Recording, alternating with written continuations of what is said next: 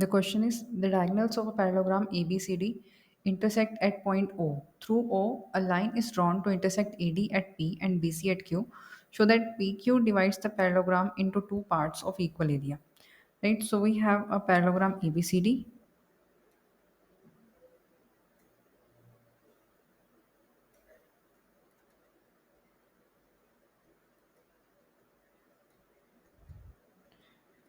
Right? Diagonals intersect कर रहे हैं O पर एंड O से हमने एक लाइन ड्रॉ की है जो AD को P पर और BC को Q पर इंटरसेक्ट कर रही है। हमें प्रूव ये करना है इसमें कि ये जो लाइन POQ है ये इस पैरेललोग्राम को 2 इक्वल पार्ट्स में डिवाइड करती है, यानी कि 2 पार्ट ऐसे जिनका एरिया इक्वल है। इट मीन्स इस पार्ट का एरिया एंड इस रिमेनिंग पार्ट का एरिया हमारे पास इक्वल आना चाहिए, राइट? सो देखो अब इसे हम किस वे में कर सकते हैं। गिवन में आप लिखोगे a line PQ is drawn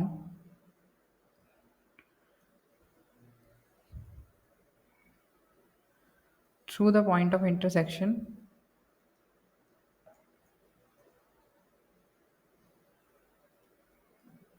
of diagonals of parallelogram ABCD, right? And PQ intersects AD at P and BC at Q, right? Prove क्या करना है हमें यहाँ पर? प्रूव ये करना है area of ABQP. ABQP is equals to area of, यहाँ से लिख सकते हो आप PQCD. PQCD, right? तो अब देखो प्रूफ में, अब देखो हमें तो पता है कि जो डायगोनल है वो पैरेललोग्राम को 2 इक्वल एरिया के ट्रायंगल्स में डिवाइड करता है, right? Since diagonal of a parallelogram divided into two triangles of equal area.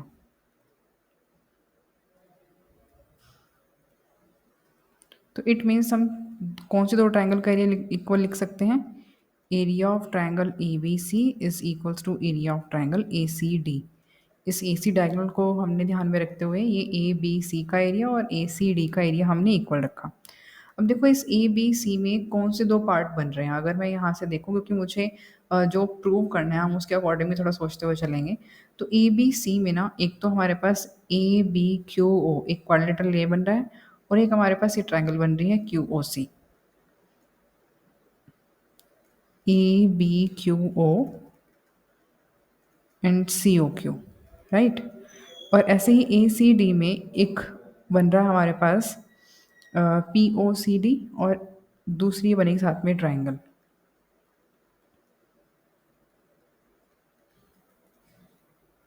Triangle A O P, right? इसे इक्वेशन 1 लिख लो. अब जरा कंसीडर करो इन दो ट्राइंगल्स को. अगर ये दो ट्राइंगल्स हमारे पास इक्वल आ जाती हैं, इनका एरिया इक्वल आ जाता है, तो हमें बहुत फ़ायदा हो जाएगा इस बात का. सो पहले हम क्या करेंगे, इन दोनों ट्राइंगल्स को कॉन्ग्रुएंट प्रूव करके देखते हैं.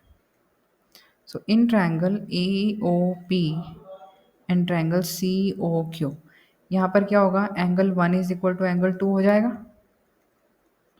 वर्टिकली अपोजिट एंगल्स हैं. Angle 3 is equal to angle 4 हो जाएगा. Angle 3 is equal to angle 4 होगा आपका ऑल्टरनेट इंटीरियर एंगल्स. और A O is equal to O C हो जाएगा. A O is equal to O सी क्योंकि diagonal bisect each other, right? So therefore triangle A O P is congruent to triangle C O Q. Reason क्या आएगा इसमें? Reason आएगा आपका आपका ये आएगा साइड एंगल, राइट? ये ऐसे के थ्रू. अब दोनों अगर ट्रायंगल कॉन्ग्रुएंट है तो इनका एरिया इक्वल आ गया, यही हमें चाहिए था. तो दोनों का जो एरिया है वो इक्वल है.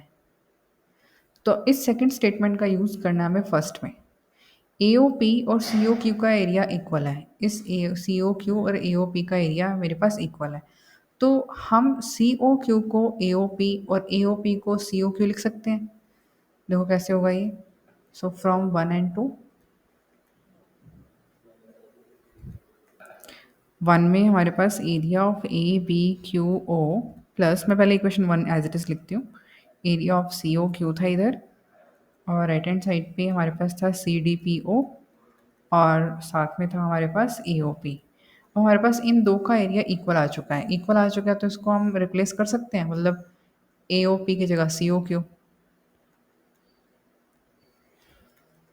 Area of AOP CDPO area of COQ। तो अब अगर हम अपने फिगर में देखते हैं, ये कुछ ऐसे था, ये O है, ये P, ये Q, B, C, A and D and the other diagonal. तो अब मेरे पास क्या आ चुका है, देखो ABQO ये पार्ट प्लस AOP और ये पार्ट, तो ये कंप्लीट हो गया लेफ्ट हैंड साइड पे।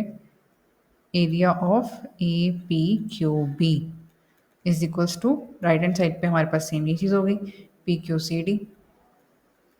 तो यही हमें प्रूव करना था कि इन दोनों का जो एरिया है वो हमारे पास इक्वल है। Thank you.